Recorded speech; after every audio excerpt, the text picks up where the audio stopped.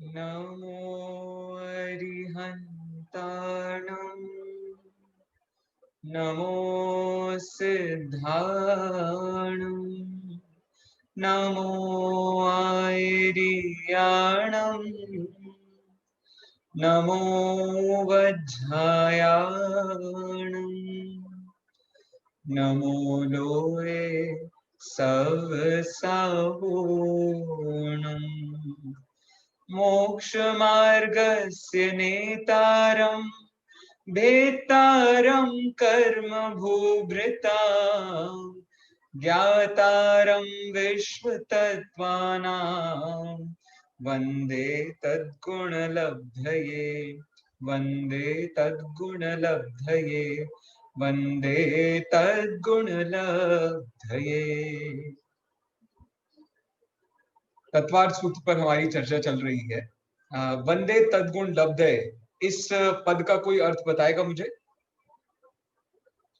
जो मोक्ष मार्ग के नेता हैं, कर्म रूपी पर्वतों के भेता हैं, जो सर्वज्ञ हैं, ऐसे जो भगवान हैं, उनके लिए। हाँ जी, प्रांजल जी बोलिए, तद्गुण लब्धये इस पंक्ति का क्या अर्थ है? जैनन भैया, जय भैया मतलब जो आपके गुण है, मतलब आप वीतरागी हो, सर्वज्ञ हो, हितोपदेशी हो, तो आपके गुण को चाहने के लिए, मतलब आप समान बनने के लिए मैं आपको नमस्कार करता हूँ, आपको वंदन करता हूँ। वाह, ये जैनों की मान्यता में सबसे ज्यादा सूक्ष्म मान्यता है। हम पूजा इसलिए नहीं करते हैं कि हमें लौकिक सुख मिल जाए। हम भगवान की सेवा इसलिए नहीं करते हैं, सुबह से अभिषेक करना, पूजन करना या जो भी क्रियाएं अपन करते हैं, उसके पीछे का उद्देश्य ये नहीं होता है कि हम उन्हें खुश कर देंगे। उन्हें खुश कर देंगे तो वो हमारा कुछ भला कर देंगे। वहां उद्देश्य इतना ही होता है कि हम आप जैसे बन सके, जैसे आप हैं वैसे हम बन सके। तो तीन विशेषण वहां दिए: मोक्ष मार्गस्य नेतारम, भेत्तारम कर्म भूभृता, ज्ञातारम विश्व तत्वाना। मोक्ष मार्गस्य नेतारम मतलब जो हितोपदेशी है। दूसरा क्या है? कर्म भूभृत भेत्तारम, वो हो गया आपका वीतरागता। और तीसरा है ज्ञातारम विश्व तत्वाना मतलब सर्वज्ञता। तो ऐसे वीतरागता, सर्वज्ञता और हितोपदेशिता, इन तीन गुणों की प्राप्ति के लिए मैं हे भगवान आपको नमस्कार करता हूं। तद्गुण लब्धये, इस पंक्ति से ये अर्थ है। प्रांजल जी को बहुत बहुत धन्यवाद। अब हम बात कर रहे हैं 9वें अध्याय की, जिसके हमने तकरीबन 6 सूत्र पहले पढ़ लिए थे। आज हमको संवर के कारणों पर बात करनी है। बात कहां से चालू हुई थी? तो भैया, हमने सारा संसार देख लिया, संसार के सारे दुख देख लिए, आश्रव देख लिया, बंध देख लिया, सब कुछ देख लिया। अब भगवान बस देरी मत करो और जल्दी से हमें बता दो कि मुक्ति का मार्ग क्या है। तो मुक्ति का मार्ग बताने के लिए उन्होंने संवर निर्जरा को मुक्ति का मार्ग कहा है। अच्छा देखो, आपसे एक और बात पूछता हूं, बताना, मुक्ति का मार्ग, इस नाम से आप क्या क्या चीजें जानते हो? जल्दी जल्दी बता दो। आप डायरेक्टली अनम्यूट करके भी बता सकते हो। मुक्ति का मार्ग नाम से आप क्या क्या जानते हो? मतलब जैनों में मुक्ति का मार्ग किसे कहा गया है? बता दीजिए जो भी मोक्ष के चाहिए। मार्ग को। हाँ हाँ, तो किन किन चीजों को मोक्ष का मार्ग कहा है बेटा? रत्नात्रय, सम्यक दर्शन, सम्यक ज्ञान, बहुत सम्यक बढ़िया, चारित्र। बहुत बढ़िया। कर्मों का अभाव, कर्मों का नष्ट होना। बहुत बढ़िया। देखिए, पहला तो ये अब हमारा था सम्यक दर्शन, सम्यक ज्ञान, सम्यक चारित्र। सम्यक दर्शन ज्ञान चारित्राणि मोक्ष मार्ग, एक मोक्ष मार्ग।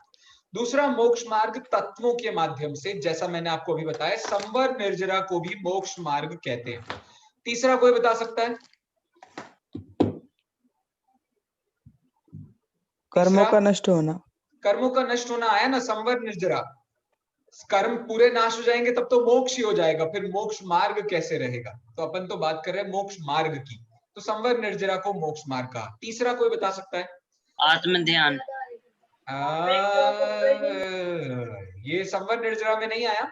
संवर में लास्ट है चारित्र, चारित्र के बाद है तप, और तप के भेदों में जो अंतिम भेद है वो है ध्यान। तो आ गया ना ध्यान। देखो मैं बताता हूं आपको, आपने सुना होगा 4 प्रकार की आराधनाओं का नाम किसी ने सुना है? 4 प्रकार की आराधनाओं का नाम सुना है? दर्शन आराधना, तप आराधना, वीर्य आराधना और ज्ञान आराधना। ये 4 प्रकार की आराधना, भगवती आराधना नाम का बहुत बड़ा ग्रंथ है, उसमें उन्होंने इन्हीं को मोक्ष का मार्ग कहा है। मेरे कहने का इतना सा मतलब है कि मोक्ष मार्ग बहुत तरीकों से बताया जा सकता है। अभी हम जो मोक्ष मार्ग समझ रहे हैं वो तत्वों के माध्यम से समझ रहे हैं। तो संवर निर्जरा बेसिकली क्या है, तो ये मोक्ष के मार्ग है। ठीक है, बात कहां से चालू हुई थी? आश्रम निरोध संवरः स गुप्ति समिति धर्मानुप्रेक्षा परिचय जय चारित्र और तपसा निर्जरा च, इन सब की बात हम कर चुके हैं। अब हमारा नंबर आया है संवर के जो कारण है, जो अपन ने बताया था ना, सगुप्ति समिति धर्म अनुप्रेक्षा परिचय जय और चारित्र, इन सबको मुक्ति का मार्ग बताया था। तो अब देखो इसके हिसाब से भी कितने हो गए? गुप्ति समिति धर्म अनुप्रेक्षा परिचय जय चारित्र और तप, ये 6 प्रकार के मुक्ति, 7 प्रकार के मुक्ति के मार्ग हो गए। एक मुक्ति का मार्ग मुक्ति का मार्ग, 2 मुक्ति का मार्ग बता सकता है कोई? 2 संवर निर्जरा, 3 मुक्ति के मार्ग, सम्यक दर्शन सम्यक ज्ञान सम्यक चारित्र, 4 मुक्ति के मार्ग, दर्शन आराधना ज्ञान आराधना तप आराधना वीर्य आराधना, 4 5 मुक्ति के मार्ग, इन्हीं के विभाजन कर लो भाई तो और बन जाएंगे।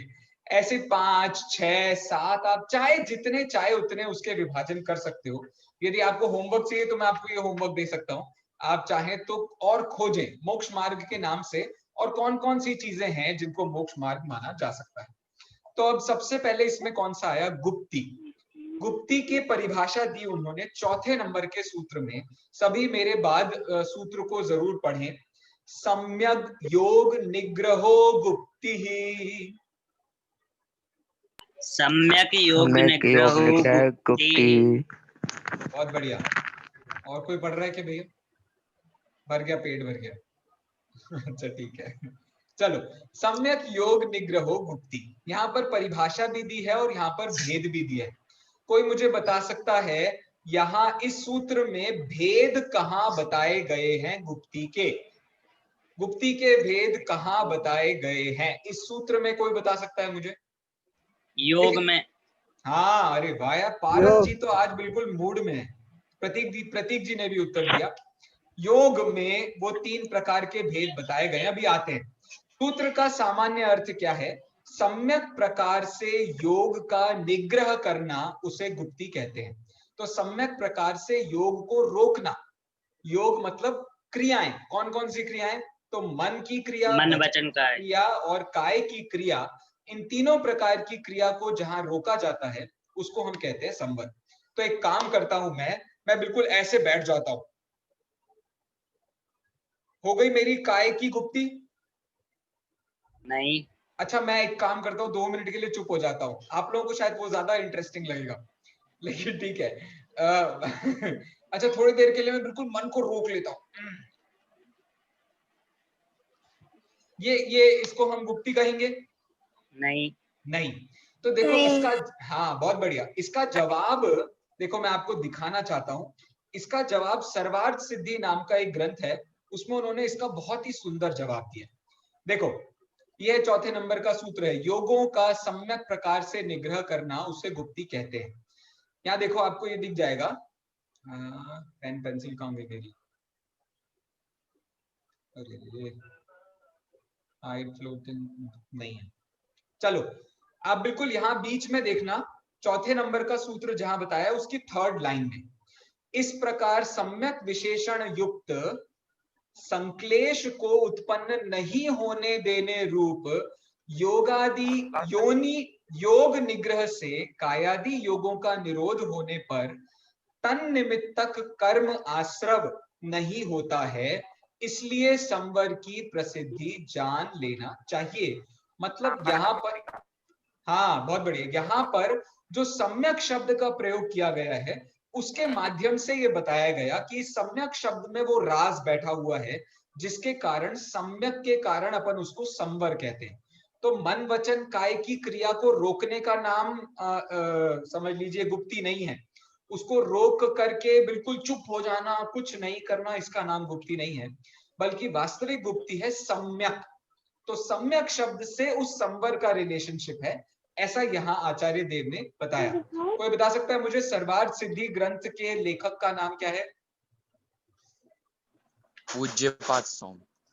क्या बात है, क्या बात पूज्यपाद है। स्वामी। तरुण जी ने जवाब दिया, पारस जी ने जवाब दिया, बहुत बढ़िया, बहुत बढ़िया। ये पूज्यपाद स्वामी ने इस ग्रंथ को लिखा है। पूज्यपाद स्वामी का कोई दूसरा नाम भी आपको पता है? इनका एक दूसरा नाम भी फेमस है, वो नाम है वसुनंदी आचार्य।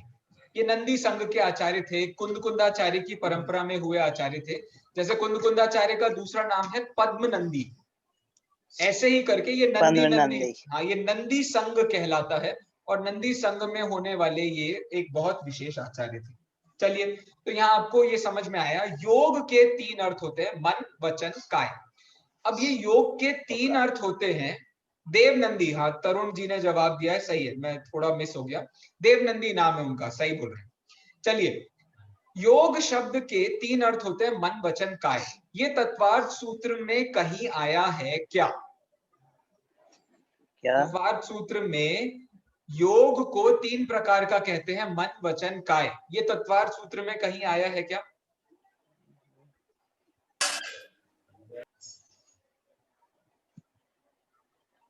हाँ, जल्दी बताओ, मुझे अभी अभी सूत्र याद आया इसलिए खुशी हो रही। अच्छा देखो, मैं बताता हूँ, ये आश्रव अधिकार है, अपने इसी का तत्वार्थ सूत्र का ये आश्रव अधिकार है। आश्रव अधिकार की सबसे पहली लाइन है, सबसे पहली लाइन है, और उसमें उन्होंने इसका जवाब दिया है। वो जवाब दिया है काय वांग मनः कर्म योगः, और इसके बाद का सूत्र है स आश्रवः। पढ़ा है ना आप लोगों ने, कई सारे बच्चों ने पढ़ा है तत्वार्थ सूत्र तो यार। हाँ, चलाएगा। हाँ, ये 6वें अध्याय का पहला सूत्र है, काय वांग मनः कर्म योगः स आश्रवः।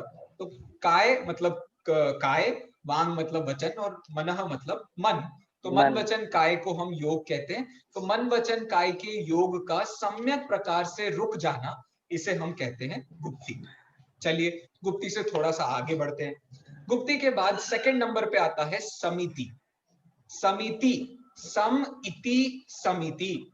सम इति का मतलब होता है हर काम में समता होना। जीवन में हम कुल मिलाकर के 5 प्रकार के काम करते हैं, कुल मिलाकर के हमारे 5 प्रकार के काम होते हैं। इन 5 प्रकार के कामों में यदि आपके समता आ जाती है, वो उसको हम समिति नाम देते हैं। 5 प्रकार के काम कौन कौन से होते हैं भाई? एक तो हमारा होता है चलना। चलने को क्या कहते हैं? अपन चलते हैं, घूमते फिरते हैं, हाथ हिलाते हैं, सब कुछ करते हैं, तो इसे कहते हैं ईर्या समिति। जो चलने से संबंध रखती है उसको कहते हैं ईर्या समिति। दूसरा समिति कौन सी होता है? हम बोलते हैं, बड़बड़ करते हैं, पूरे टाइम हमारे पास काम नहीं है, बटर बकर बकर बकर बकर, जैसे कि मैं अभी कर रहा हूं। तो ये जो बोलना होता है, इसमें भी समता भाव होना। आप इंटेंशनली किसी से गलत नहीं बोलना चाहते, आप किसी का दिल नहीं दुखाना चाहते, तब तो आपका मजाक भी मजाक लगता है, वरना वो मजाक मजाक नहीं लगता है, वो जानबूझ करके दी गई गाली लगती है। तो बस उतना सा समझने की बात है। इसको कहते हैं भाषा समिति, समिति, भाषा समिति। इसके बाद हम कौन सा काम करते हैं भाई? इसके बाद हम क्या काम करते हैं? इसके बाद हमारे दिन भर का एक ही काम होता है। भारतीय लोगों का सबसे ज्यादा फेवरेट काम होता है ये। देखो, दो काम उनके सबसे फेवरेट होते हैं। पहला काम तो होता है खाना, और दूसरा काम होता है खाने के बारे में सोचना। हमारे यहाँ पर आप YouTube के वीडियोस देखोगे ना, तो YouTube के वीडियोस में वो बिल्कुल छोटे छोटे सड़े सड़े से वो केक के वीडियोस बनाते हैं ना, 5-5, 10-10 मिनट के, कि केक कैसे बनाते हैं, फिर उसको कैसे आइसिंग करते हैं, फिर उसकी डेकोरेशन कैसे करते हैं। उसको देखने में ही आदमी को इतना मजा आता है कि अब खाने की क्या जरूरत है, भर गया पेट देख करके। कहने का मेरा इतना सा मतलब है कि ये सब चीजें इस बात को हमें बताती हैं कि जनरली हमारा सिर्फ यही विचार होता है, खाना, खाने के लिए मेहनत करना, खाने के इमेजिनेशन में। आज की दाल में तो क्या मजा आ गया, आज तो गुजराती ढोकला मिल गया, आज तो मतलब ये जो है, इसमें समता रखना। मतलब जो थाली में आ गया हमने चुपचाप खा लिया, ज्यादा दिमाग नहीं लगाया, और कोई चीज हमें हानिकारक थी तो उस चीज को हमने पहले ही नहीं खाया, या उसे हमने लिया ही नहीं, जो ज्यादा गरिष्ठ हो, हमारा पेट खराब हो या कुछ भी हो। तो इस प्रकार से समता उसमें भी रखना, इसको हम कहते हैं कौन सी समिति? ऐषणा समिति। ऐषणा का मतलब होता है भोजन करना, खाना, ऐषण, और इसी से वो बना है ना अपना भैक्ष शुद्धि। भैक्ष शुद्धि इसी से बना है। चलो आगे बढ़ते हैं। इसके बाद हम कौन सा काम करते हैं? आदान निक्षेपण समिति। सही है ना? इरिया समिति, हाँ। भाषा समिति, ऐशना समिति, आदान निक्षेपण आदान समिति। निक्षेपण। आदान निक्षेपण समिति का क्या मतलब होता है? लेन देन का व्यवहार करना। मैंने तुम्हें कुछ दिया, तुमने मुझे कुछ दिया। जैसे अभी मैं तुमको मतलब मैं ये समझ रहा हूँ कि मैं तुम्हें पढ़ा रहा हूँ और तुम ये समझ रहे हो कि तुम मुझसे ज्ञान ले रहे हो, तो ये हो गया आदान निक्षेपण। कुछ लोगों के लिए ये समझ लीजिए हॉस्टल में बने रहने का उपाय होता है। कुछ लोगों के लिए ये टीचर को तारीफ करने का उपाय होता है। कुछ लोगों के लिए ये अच्छा टाइम पास होता है। मतलब बहुत सारी चीजें इसमें हो सकती है। लेकिन चलिए आदान निक्षेपण, जनरली इसमें आदान निक्षेपण वाली जो बात है ना, तो बिजनेस में आदान निक्षेपण आसानी से समझा जा सकता है। लेकिन अब ये वास्तव में जो समितियां होती है वो मुनिराज पालते हैं। अब मुनिराज बिजनेस तो करते नहीं है। उनका बिजनेस क्या है? मुनिराज का बिजनेस कोई बता सकता है मुझे? पारस भैया बताएंगे, छोटे वाले पारस भैया। ज्ञान। बहुत अच्छा। रत्नकरण श्रावकाचार्य में बहुत अच्छी लाइन है। हाँ। क्या करते हैं? मुनिराज का व्यापार बताओ क्या करते प्रवचन हैं? वगैरह। बहुत बढ़िया, वहां लाइन है। प्रवचन वगैरह देना। बहुत बढ़िया, वहां लाइन है, ज्ञान ध्यान तपो रक्तः तपस्वी स प्रशस्यते। जो ज्ञान ध्यान और तप में लीन होते हैं उन्हें तपस्वी कहते हैं। ज्ञान में लीन होते हैं तो दूसरों को ज्ञान की प्रेरणा देते हैं। ध्यान में लीन होते हैं तो दूसरों को ध्यान की प्रेरणा देते हैं। और तप में लीन होते हैं तो दूसरों को तप की प्रेरणा देते हैं। इस प्रकार से मुनिराजों का जीवन होता है और यही उनका व्यापार है। इसके अलावा उनका कोई व्यापार नहीं है। और अंतिम है उत्सर्ग। उत्सर्ग को प्रतिष्ठापना समिति भी कहते हैं। तो हमारे दिन भर का सबसे ज्यादा जरूरी काम है ये। कर्म भूमि के जीवों के लिए, कर्म भूमि के जीवों के लिए एक बहुत बड़ा वरदान है। रोगों से बचने का बहुत बड़ा वरदान है। कोई बता सकता है मुझे क्या है वो? रोगों से बचने का सबसे बड़ा वरदान क्या है? बोलो संयम।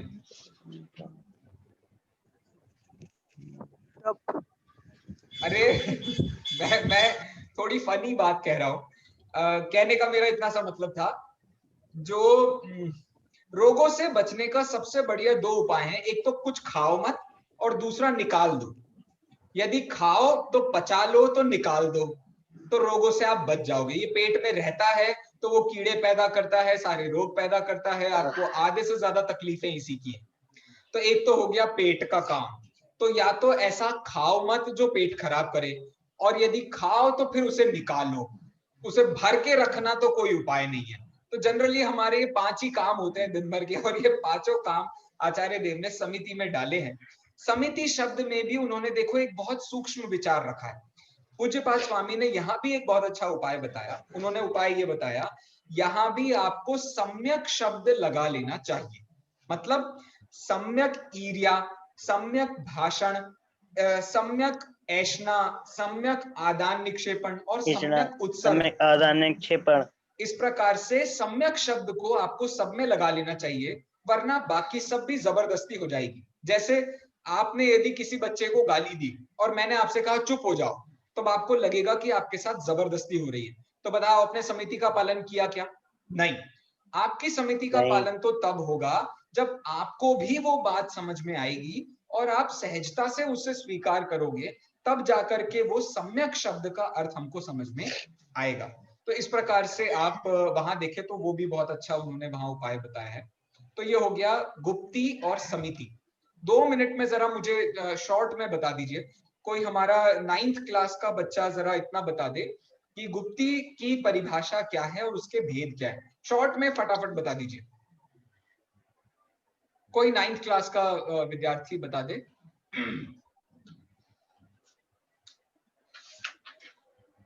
अरे बोलो। अब मैं नाम कहूंगा तो फिर तुम शर्मा जाओगे और वीडियो बंद कर लोगे। चलो नमो बता रहे हैं।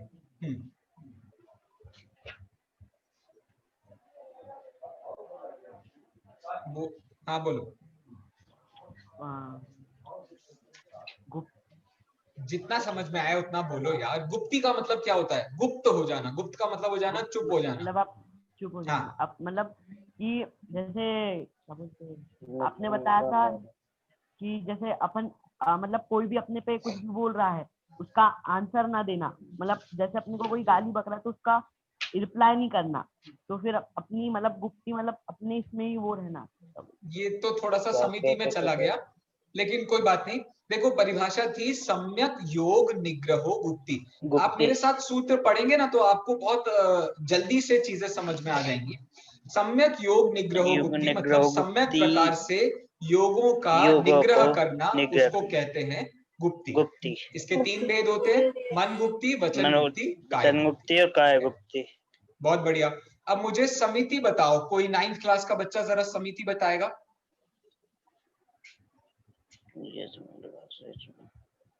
अच्छा आप सब लोग जरा जल्दी से भाग करके किताब ले आइए। आपके पास में किताब रहेगी ना तो आपको प्रॉब्लम नहीं होगी। आप बैठ करके किताब नहीं होती है ना तो बहुत दिक्कत होती है। किताब ले आइए जरा जल्दी से भाग के। सम्यक योग निग्रहो गुप्ती। अरे फिर गुप्ती, अब समिति की बात कर रहे हैं। सम्यक प्रकार से गमन करना, सम्यक प्रकार से बोलना, सम्यक प्रकार से भोजन करना, सम्यक प्रकार से आवागमन करना और सम्यक प्रकार से करना, इसको कहते हैं समिति। सीधी भाषा में कहें, स्वच्छ भारत का इरादा हमने कर लिया। कैसे कर लिया हमने? तो समिति के माध्यम से हमने स्वच्छ भारत का इरादा कर लिया। आगे बढ़ता हूं मैं। समय मेरे पास में जरा कम है, वरना एक एक को पकड़ के अपन आराम से बात कर सकते थे, लेकिन अब क्या करें, अब आप लोग भी मन नहीं लगा रहे हो तो फिर मजा नहीं आता है। और फिर ये अपने बड़े भैया हैं, इन लोगों ने तो सबने बहुत बार पढ़ाई कर लिया है, इसलिए इनको तो सब याद हो गया है। चलो अब ये तो टीचरों के कान काटते हैं। चलो तो कहाँ थे हम अगले पर आए हैं। 6वें नंबर का सूत्र है। सूत्र क्या कहता है भैया? मेरे बाद में आप सभी मिलकर के सूत्र, अच्छा पिछला सूत्र मैंने पढ़ाया नहीं हो, सॉरी। हाँ भैया ये सूत्र मेरे बाद आप पहले पढ़ लो। 5वें नंबर का सूत्र है ईर्या भाषाईषणा। ईर्या भाषाईषणा। बहुत बढ़िया, बहुत बढ़िया, ईर्या भाषाईषणा। बहुत बढ़िया। ईर्या भाषाईषणा। आदान निक्षेपोत्सर्गा समितयः। आदान निक्षेपोत्सर्गा समितयः। बहुत बढ़िया, बहुत बढ़िया, बहुत बढ़िया। अब हम आगे वाला सूत्र भी पढ़ लेते हैं। 6वें नंबर का ये सूत्र है उत्तम क्षमा मार्दव आर्जव।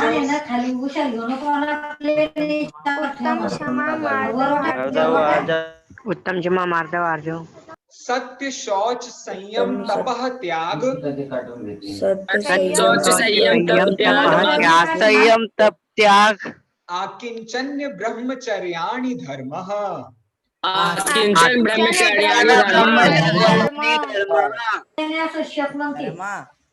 बहुत बढ़िया। हा मेरे कान फट गए, मतलब मेरा दिल खुश हो गया।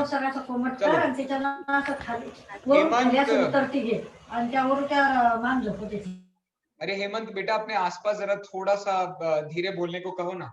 चलिए अब जैसे पीछे के 2 सूत्रों में सम्यक शब्द था, वैसे इस सूत्र में कौन सा शब्द है भैया? जैसे पिछले 2 सूत्र में, हाँ बहुत बढ़िया, पिछले 2 सूत्र में सम्यक शब्द था, वैसे इसमें 10 धर्म के बारे में बताया। अरे जय हो, जय हो, सही कह रहे हो, बिल्कुल सही कह रहे हो। यहाँ पर जो शब्द संवर के लिए बताया गया है वो है उत्तम। उत्तम शब्द से संवर को बताया जा रहा है। उत्तम का क्या मतलब होता है? सम्यक्त्व, इसको कहते हैं उत्तम। सम्यक्त्व का सम्यक दर्शन भी अर्थ किया जाता है। सम्यक्त्व का सम्यक दर्शन ज्ञान चारित्र ये भी अर्थ किया जाता है। और सम्यक्त्व का मतलब होता है सभी गुणों में सम्यकपना, इसको भी सम्यक्त्व कहा जाता है। तो इस दृष्टि से आप जो चाहे वो अर्थ लगा लीजिए, सारे अर्थ इस पर बैठ जाएंगे। देखो बहुत ज्यादा सूक्ष्म बात उन्होंने यहाँ पर भी बताई है। आपको अभी एक छोटा सा सैंपल भी दूंगा कि उन्होंने क्षमा को समझाते हुए कितनी गहराई की बात करी है। लेकिन ये सब आपको पता है, आपने 10 लक्षण में ये सबको सुना है, बहुत पढ़ा है, आपको बहुत सारे प्रवचन भी सुने हैं आपने। संजीव जी के प्रवचन सुने होंगे, दादा के प्रवचन सुने होंगे, बहुत लोगों के प्रवचन आपने सुने होंगे। तो सीधे सीधे शब्दों में क्षमा, मार्दव, आर्जव, शौच, तो ये जो 4 प्रकार की हमारी क्रोध, मान, माया, लोभ, कषाय होती है, उनके ऑपोजिट में ये 4 प्रकार के धर्मों को ग्रहण करने की बात कही। फिर क्या होता है भैया? सच बोलो भैया, सच को समझो, सच को समझे बिना सच को बोलोगे कैसे? ये हो गया सत्य। शौच किसे कहते हैं? तो भैया सॉरी, इसके बाद है संयम। संयम किसे कहते हैं? तो इंद्रियों और प्राणियों के प्रति संयम रखना, उनके प्रति ऐसे विचार रखना कि न तो प्राणी की हिंसा हो और ना ही इंद्रियों की हिंसा हो, अर्थात उनमें प्रवृत्ति बहुत ज्यादा हो। अरे कौन छे। इसके बाद में है तप। तो तपों की बात आगे करेंगे। वैसे तप का मतलब होता है तपाना। तो जैसे हम अग्नि जला करके दूध को तपा लेते हैं तो वो दूध की मर्यादा बढ़ जाती है, वो 12 घंटे तक चल जाता है। ऐसे ही तपों के माध्यम से हम इतने कर्मों का क्षय कर लेते हैं कि थोड़े समय तक हमारे पास में कर्म कम हो जाते हैं। इस चक्कर में बहुत फायदा होता है अपने को। क्या फायदा होता है? स्वर्ग में जा सकते हैं, और यदि हमने यही काम को कंटिन्यू करके रखा तो सीधे मोक्ष भी जा सकते हैं। तो बड़े फायदे हैं इसके। फिर हो गया त्याग।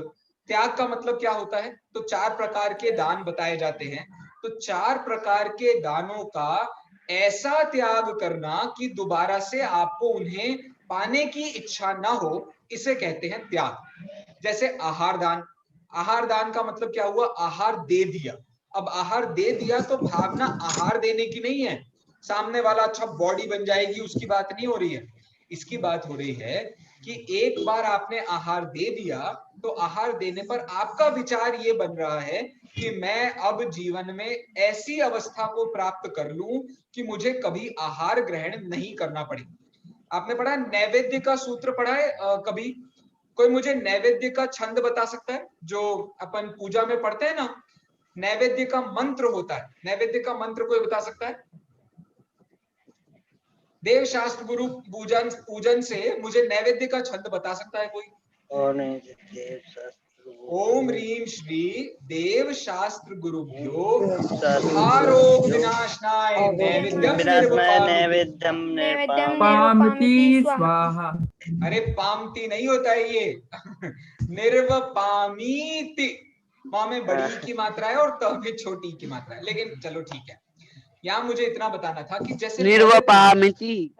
अरे नहीं, निर्वपामीति। तो ये हो गया त्याग। त्याग का मतलब आपको समझ में आया। अकिंचन्य का क्या मतलब होता है? तो अकिंचन्य का मतलब होता है ऐसी अवस्था को प्राप्त करना जिसमें शरीर के प्रति ममत्व का अभाव हो। देखो मैं आपको दिखाता हूँ, अकिंचन्य आपको ग्रंथ से दिखाता हूँ। बड़ा ही सुंदर उन्होंने प्रस्तुतिकरण किया है। हाँ चला गया, ज्यादा आगे चला गया। देखो कर्म विभाग से ये संसार भावना आ गई, इससे पहले देखो ये नीचे से दूसरी लाइन है, आप ध्यान से देखेंगे आपको दिख जाएगी। नीचे से दूसरी लाइन में देखो वो क्या कहते हैं, जो शरीरादिक उपात्त हैं उनमें भी संस्कार का त्याग करने के लिए यह मेरा है, इस प्रकार के अभिप्राय का त्याग करना, इसे आकिंचन्य कहते हैं। ये तो अपन सम्यक दृष्टि में भी घटाते हैं भैया। सम्यक दृष्टि में अपन कहते हैं ना कि सम्यक दृष्टि कौन है? इदमेवम ईदृशम चैव, नहीं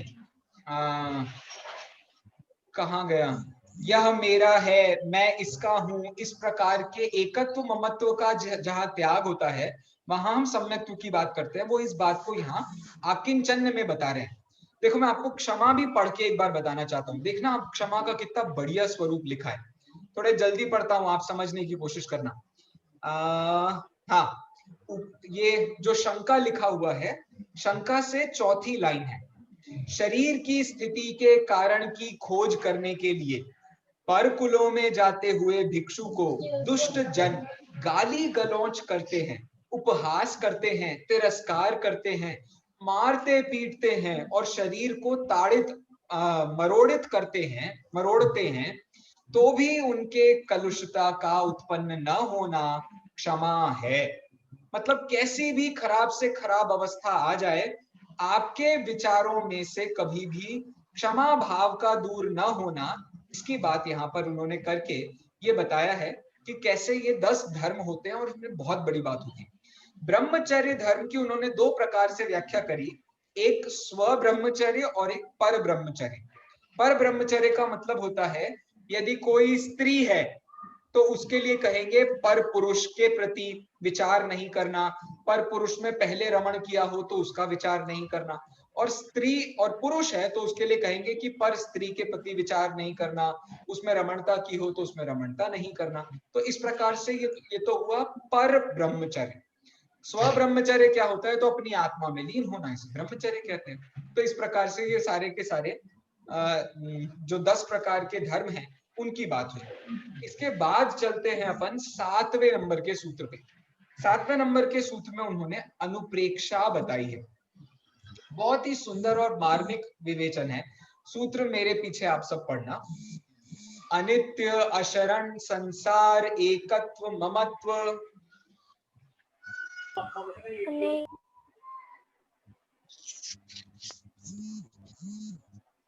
अरे क्या हुआ? आवाज नहीं आ रही? अरे सबको बोलना है। अनित्य, अशरण, संसार, एकत्व, अन्यत्व। अनित्य,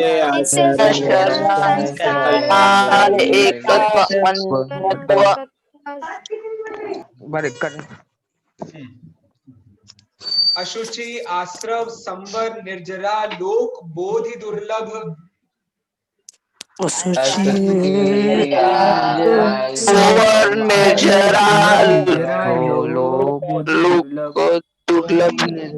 बहुत बढ़िया।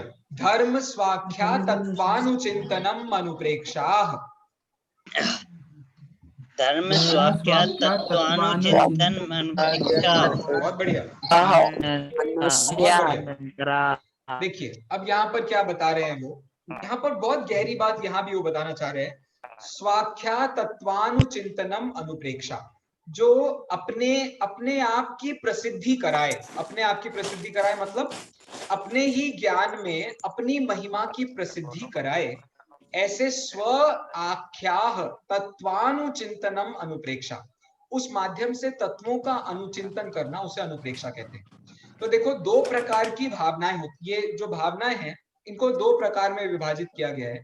पहले वैराग्य भावना और दूसरी तत्व भावना। तो स्वाख्यात ये जो शब्द है इससे वैराग्य की प्राप्ति कराई जा रही है, और दूसरा तत्वम अनुचिंतनम, तत्व का अनुचिंतन करना, इससे जो बाद की 6 भावनाएं हैं उनको बताया गया है। तो ऐसे ये 12 भावनाएं होगी। स्वाख्यात मतलब जो वैराग्य रूप भावनाएं हैं वो बताई गई, और तत्वम अनुचिंतनम, इसके लिए उन्होंने जो बाद की 7 भावना बताई हैं उनका स्वरूप बताया गया है। तो इस प्रकार से अनुप्रेक्षा बताई गई है। इसका भी बहुत सुंदर प्रस्तुतिकरण है, पढ़ने लायक है, लेकिन आपने बहुत बार 12 भावना पढ़ी है, इसलिए मैं ज्यादा विस्तार में नहीं जा रहा हूँ। अनित्य भावना का एक दूसरा नाम है। कोई बता सकता है मुझे अनित्य भावना का दूसरा नाम क्या है? अनित्य भावना का कोई दूसरा नाम बता सकता है? बहुत फेमस नाम है, और जो बारसाणु वेखा नाम का ग्रंथ है ना कुंद कुंदाचार्य का, उसमें उन्होंने वही नाम यूज किया है। उन्होंने वहां पर अनित्य शब्द यूज नहीं किया है, वहां उन्होंने दूसरा शब्द यूज किया है। कोई बता सकता है वो कौन सा शब्द है? अरे एकाध तो किसी को पता होगा। क्षणभंगुर? नहीं नो, क्षणभंगुर तो उसका स्वरूप है, दूसरा नाम अपन ढूंढ रहे हैं। मैं बताता हूं आपको, इसका दूसरा नाम है अध्रुव भावना। अनित्य का मतलब होता है अध्रुव, नित्य का मतलब होता है ध्रुव, और अनित्य का मतलब होता है अध्रुव। तो इस प्रकार से वो समानार्थक शब्द है। क्यों मैं अध्रुव की बात कर रहा हूं? क्योंकि इसका विश्लेषण करते हुए जो हमारे पूज्यपाद स्वामी है उन्होंने अध्रुव शब्द का भी प्रयोग किया है। देखो आप देखोगे ना तो आपको उसका बहुत अच्छा स्वरूप यहाँ देखने को मिलेगा। देखो मैं लाइंस आपके सामने पढ़ता हूँ, जल्दी जल्दी पढ़ता हूँ ताकि आपको वो बात जल्दी समझ में आ जाएगी। देखो, शरीर, इंद्रिय, विषय, उपभोग और परिभोग द्रव्य जल के बुलबुले के समान अनवस्थित स्वभाव वाले हैं, तथा गर्भादि अवस्था विशेषों में सदा प्राप्त होने वाले संयोगों से विपरीत स्वभाव वाले हैं। मोहवश अज्ञ प्राणी इनमें नित्यता का अनुभव करता है, पर वस्तुतः आत्मा के ज्ञानोपयोग और दर्शनोपयोग स्वभाव के सिवा इस संसार में अन्य कोई भी पदार्थ ध्रुव नहीं है। इस प्रकार चिंतन करना अनित्य अनुप्रेक्षा है। क्यों करनी पड़ती है भैया ये अनुप्रेक्षा? इस प्रकार चिंतन करने वाले इस भव्य के उन शरीरादि में आसक्ति का अभाव होने से भोग कर छोड़े हुए गंध और माला आदि के समान वियोग काल में भी संताप नहीं होता। देखो कितना अच्छा उदाहरण दिया उन्होंने। जैसे कि फूल होता है, तो जब तक उसकी खुशबू होती है तब तक तो बड़ा मजा आता है, लेकिन जैसे उसकी खुशबू खत्म हो गई, वो मुरझा गया, तो हमें वो बड़ा बुरा लगता है, हम उसे फेंक देते हैं, वो हमारे किसी काम नहीं आता है। ऐसे ही वो यहाँ बताना चाह रहे हैं कि शरीर हमें लगता तो बहुत अच्छा है, जब तक जवानी होती है, बचपना होता है, खाना पच रहा होता है, मम्मी पापा बहुत प्यार कर रहे हैं, आसपास के लोग बहुत प्यार कर रहे हैं, तो हमें बड़ा मजा आता है। लेकिन जैसे ही शरीर धीरे धीरे करके साथ नहीं देता, लोग साथ नहीं देते हैं, शरीर के रिश्तेदार साथ नहीं देते हैं, तब समझ में आता है कि यार ये तो बड़ी बेकार चीज थी। तो भाई पहले ही समझ जाता तो तेरे जवानी तेरी काम आ जाती, तेरा बचपना तेरे काम आ जाता। इस प्रकार से बहुत गहरी बातें उन्होंने वहां पर इन सब प्रसंगों में लिखी है। तो यहाँ बस इतनी सी बात समझाने की थी कि ये जो 12 भावनाएं हैं उनका जो 2 प्रकार से विभाजन किया गया, वो 2 प्रकार का विभाजन, एक स्वाख्यात, इसका मतलब है वैराग्य रूपी 6 तत्व, मतलब अनित्य, अशरण, संसार, एकत्व, अन्यत्व, अशुचि। ये जो 6 प्रकार के तत्व हैं इनको वैराग्य तत्व भी कहते हैं। ये वैराग्य तत्व का स्वरूप उमा स्वामी आचार्य ने स्वाख्यात शब्द से बताया है। और इसके बाद क्या है? आश्रव, संवर, निर्जरा, लोक, बोधि दुर्लभ और धर्म।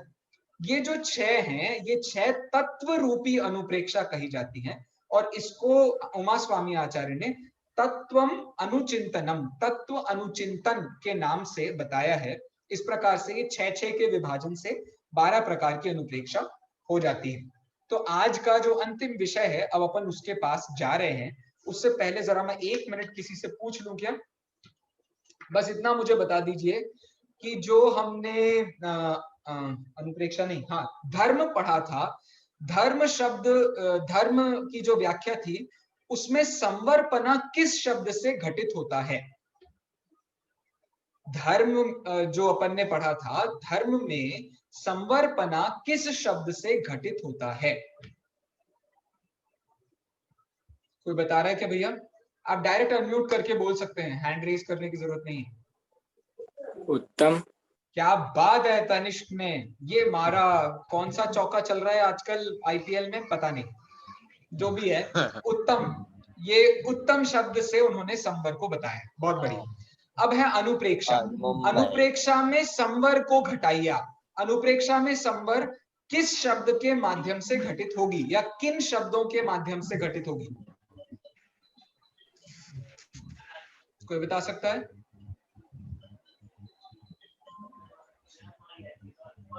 अरे बोलो ना भैया, बोलो पारस जी।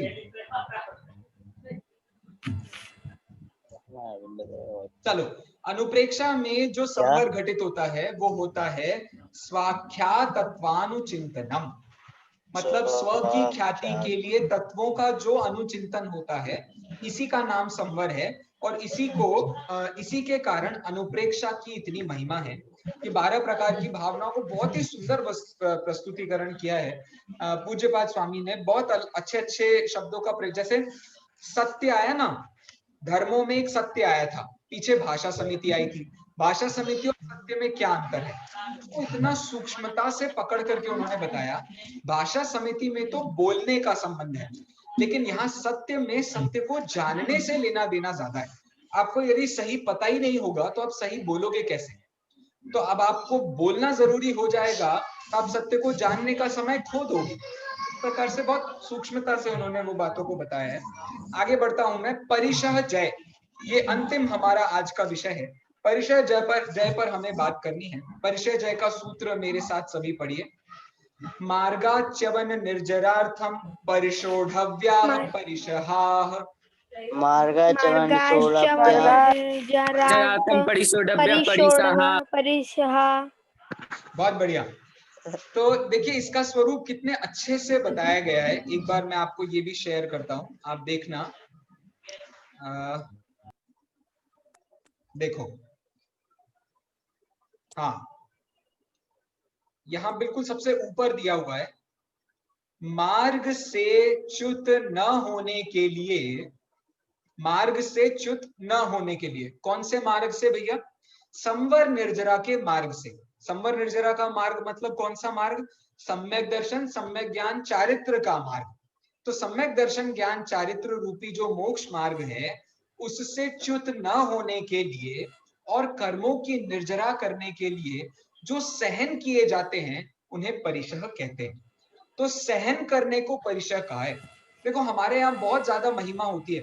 आपको पता है पहले जो एजुकेशन का सिस्टम था, तो पहले गुरुकुल चलते थे और गुरुकुलों का नियम होता था, गुरु मारे धम्म धम्म, विद्या आवे छम छम। क्या मतलब हुआ इसका? गुरु मार रहे हैं तो आपको विद्या की प्राप्ति हो रही है। कैसे विद्या की प्राप्ति हो रही है? आपकी सहन शक्ति बढ़ रही है। आपकी सहन शक्ति बढ़ेगी तो अपने आप आपकी बुद्धि की स्थिरता भी बढ़ेगी, और बुद्धि की स्थिरता बढ़ जाएगी तो अपने आप जिस रास्ते पर चल रहे हो उस रास्ते को कभी छोड़ोगे नहीं। अर्थात जो ज्ञान अध्ययन का रास्ता आप गुरुकुल में सीखना चाहते थे, उस रास्ते से आप कभी छूटोगे नहीं। तो इस प्रकार से मार्ग से च्युत न होने के लिए, कर्मों की निर्जरा करने के लिए जो सहन करने योग्य होते हैं उन्हें परिशह कहा जाता है। तो सीधे से अर्थों में कहा जाए तो परिशोढव्याः परिशहा, जिसको सहा जाता है, शोढ़ा जाता है, उसको हम परिशह कहते हैं। तो भैया हम किस किस को सहन करते हैं? हम किस किस को सहन करते हैं? इसका जवाब यह है, किसी ने हमें 4 गाली दी, हम इसे सहन करते हैं। रात को सोने के बाद थकान हो जाती है, आहा, हम उसे सहन करते हैं। बैठे बैठे पीठ अकड़ जाती है, हम उसे सहन करते हैं। सुनते सुनते कान पक जाते हैं, हम उसे सहन करते हैं। अब ये बातें तो सारी नेगेटिव सहन करने की।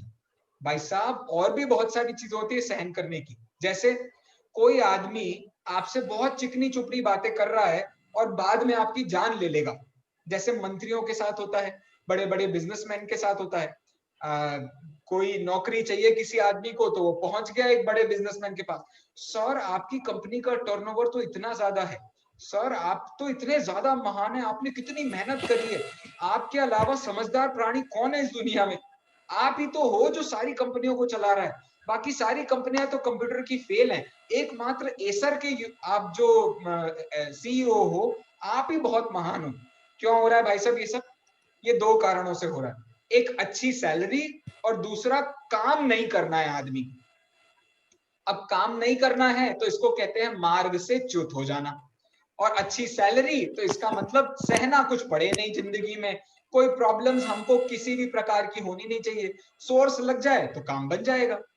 कहने का मतलब इतना सा है कि परिशह की परिभाषा में भी बहुत सूक्ष्मता है। उन्होंने मोक्ष मार्ग का नाम लेकर के ये बताया कि कोई झूठा मोक्ष मार्ग नहीं चलेगा, मात्र व्यवहार मोक्ष मार्ग नहीं चलेगा, आपको निश्चय मोक्ष मार्ग भी चाहिए, क्योंकि निश्चय मोक्ष मार्ग के बिना कर्मों का नाश नहीं होगा। तो यहाँ कहने का इतना सा मतलब है मेरा, मार्ग का अच्यवन, ये प्लस निर्जरा के लिए जो कार्य किया जा रहा है, यहाँ प्लस है, यहाँ पर स्लैश नहीं है। मतलब जैसे अपने क्वेश्चन पेपर आता है ना स्कूल में, ऑप्शंस आते हैं, या तो ये क्वेश्चन कीजिए या ये क्वेश्चन कीजिए, ऐसा नहीं है। यहाँ दोनों चीजें एक साथ हैं। मतलब ये समझ लीजिए ऐसा है कि एक क्वेश्चन के 2 पार्ट हैं, तो एक क्वेश्चन के 2 पार्ट होते हैं तो आपको दोनों करने पड़ते हैं। 4 नंबर का क्वेश्चन है तो एक पार्ट 2 नंबर का और दूसरा पार्ट 2 नंबर का होता है, तो आपको दोनों करने पड़ेंगे। ऐसे ही परिशह को सहन करना है तो 2 कारणों से। सबसे पहला, मार्ग पर बने रहने के लिए। अरे मार्ग ही चला जाएगा तो तुमने सहन क्या किया? ये समझ लीजिए, जो आपको पता है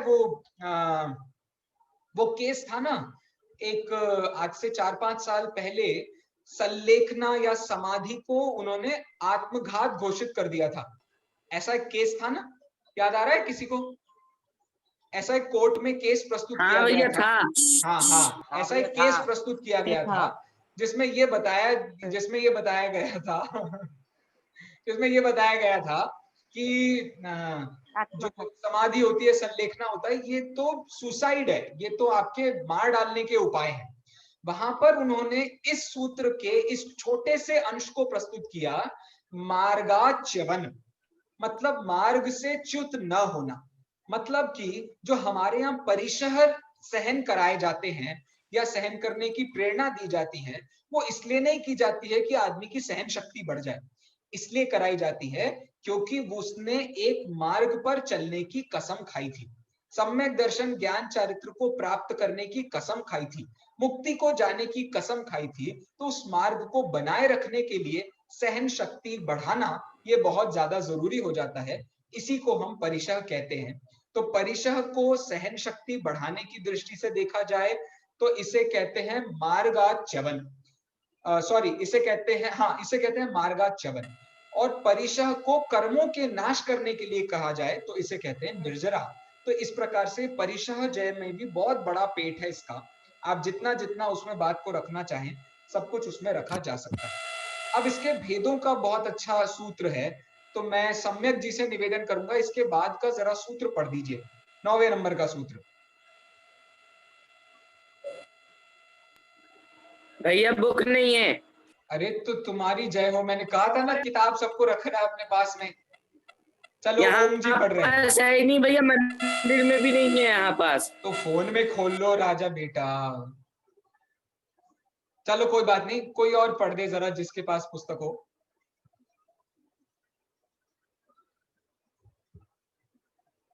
अरे किसी के पास किताब नहीं है, चलो। क्षुत पिपासा शीतोष्ण दंश मशक आज्ञा रति, हाँ बोलो बोलो बोलो पारस। क्षुत पिपासा शीतोष्ण दंत मशक नाग्न्या रति स्त्रीचर्या निषेधा सय्या क्रोध बद याचना लाभ रोग तृण स्पर्श मल सत्कार पुरस्कार प्रज्ञा ज्ञान दर्शनानि। बहुत बढ़िया बहुत बढ़िया। तो यहाँ पर 22 प्रकार के परिशह बताए हैं।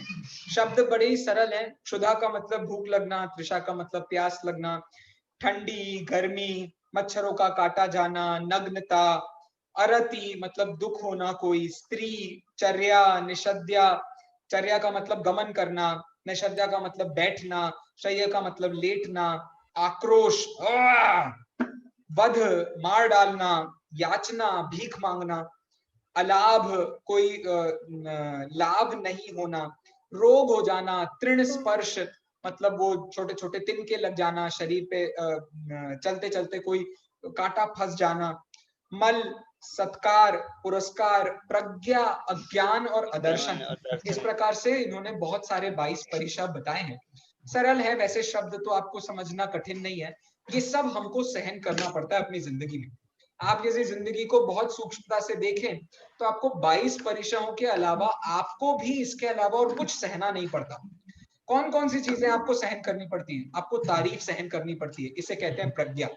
आपको बदतमीजी सहन करनी पड़ती है, इसको क्या कहते हैं भैया?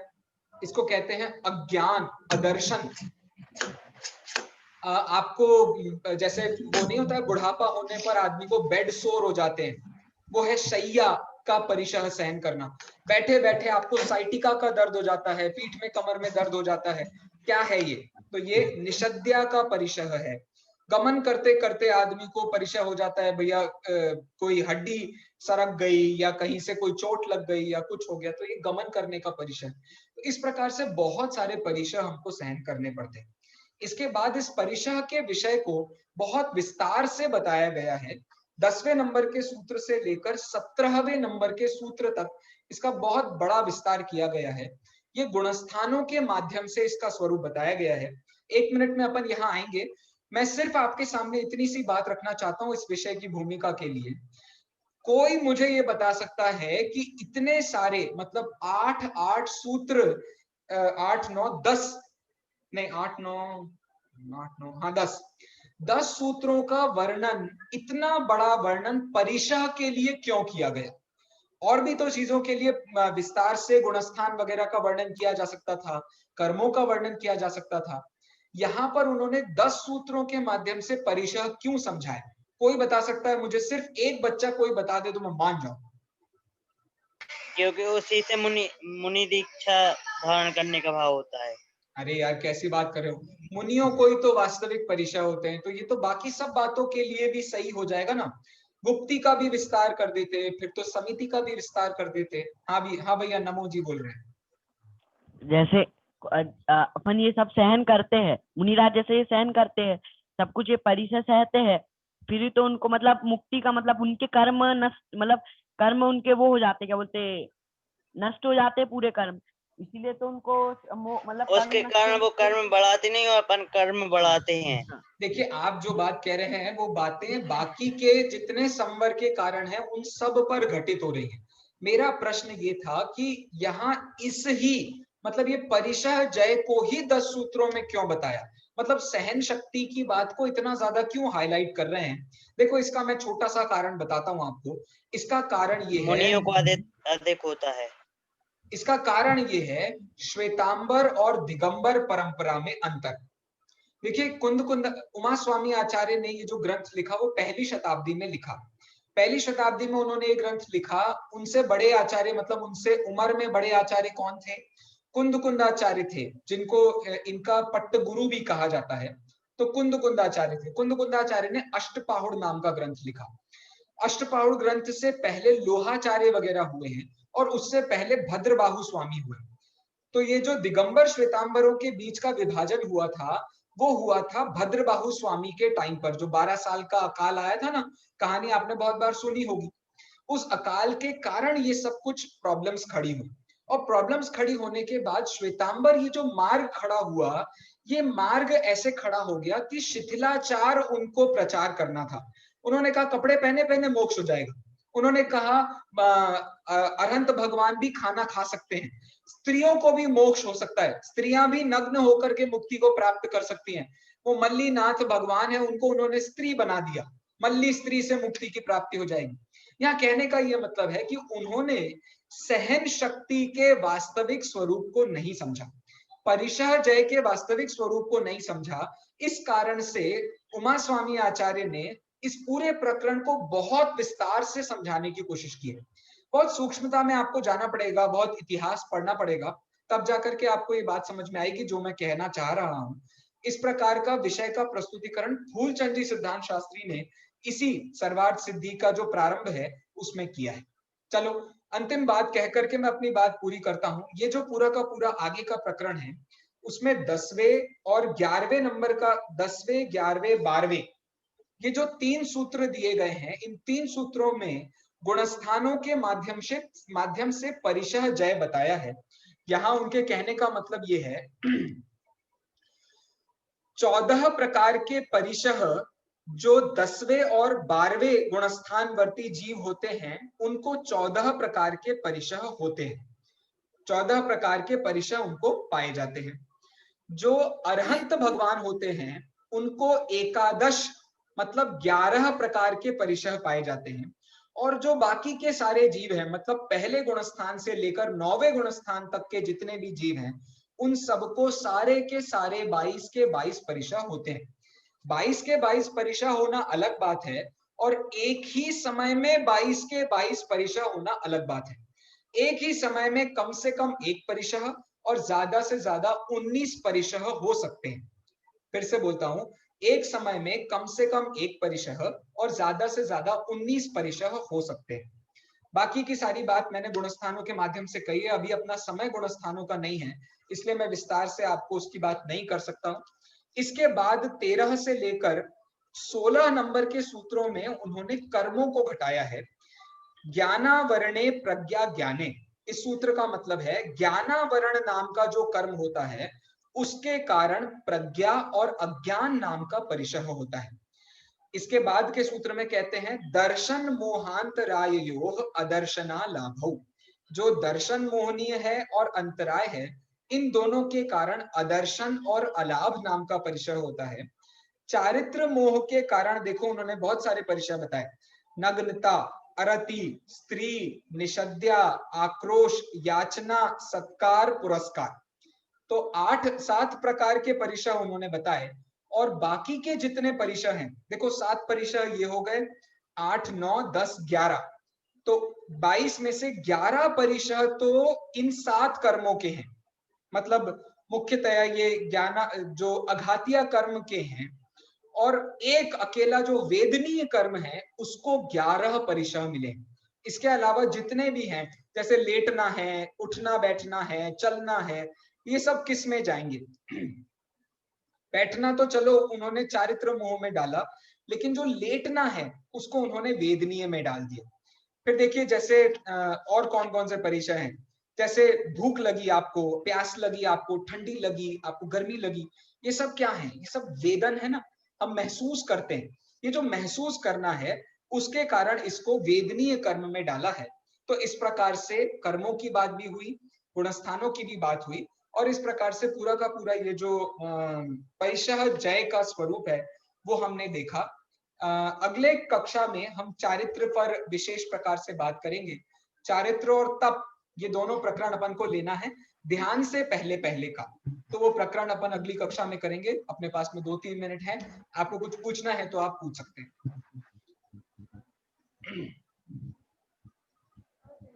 किसी को कुछ पूछना है या किसी भी विषय पर कोई चर्चा करनी हो तो अपन कर सकते हैं, बाकी आज की बात तो अपनी यहाँ पूरी हो गई है।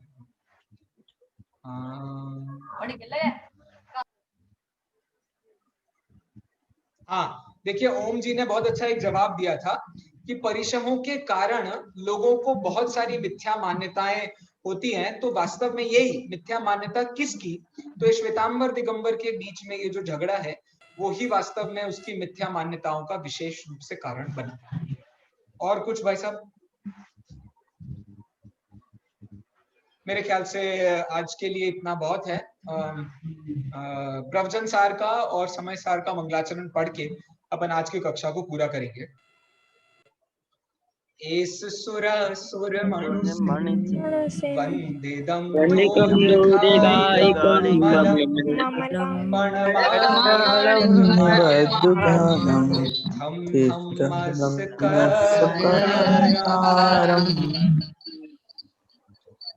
वंदितु सब सिद्धे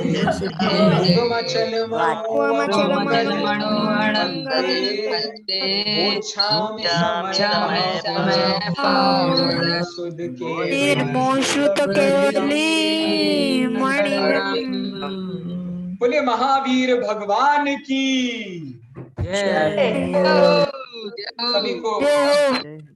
सभी को जय जिनेंद्र भैया। जय जिनेंद्र भैया।